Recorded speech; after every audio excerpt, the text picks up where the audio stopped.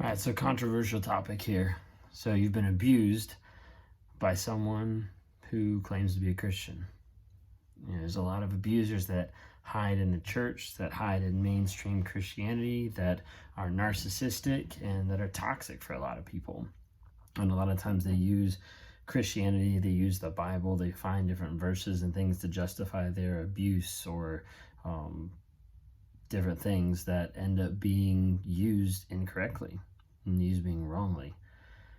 I think a lot of times it's really hard because it puts a bad light and it puts a bad name on Christianity as a whole, puts a bad light on God, puts a bad light on the church because a lot of people being in it being hypocritical and being fake. But let's be real about it.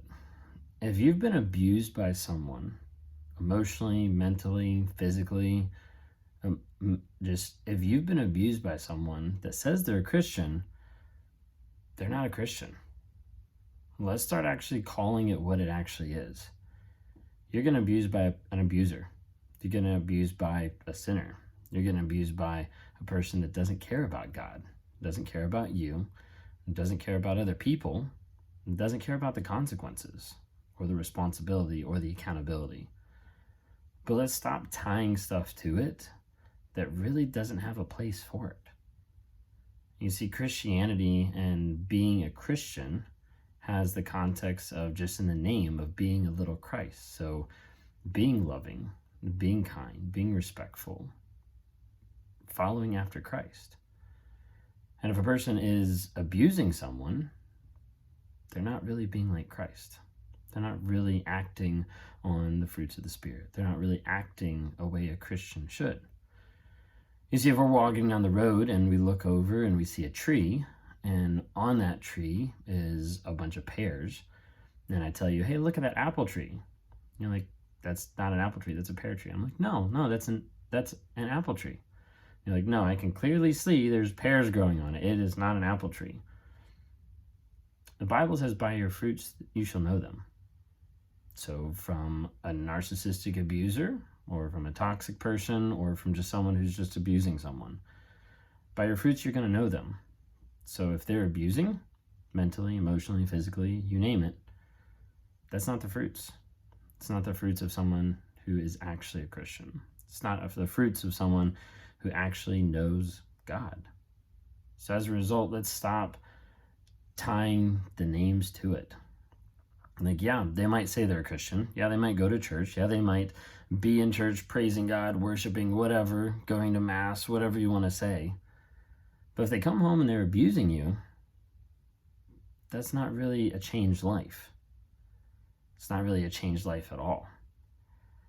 You see, if I'm driving down the road and I see you stopped on the side of the road and you've got a flat tire, so I pull over, I walk up to the car and I start helping you change the tire. And as we're changing the tire, one of the lug nuts falls off and it rolls out into the middle of traffic. Me thinking I can grab it really quick, I run out into the middle of the road just to grab the lug nut. Now keep in mind we're on the highway right now, and all of a sudden I grab the lug nut and I stand up and there is a logging truck with many tons of logs going 70 miles an hour, and it hits me. Now you might be wondering, if that happened, how in the world could I be here?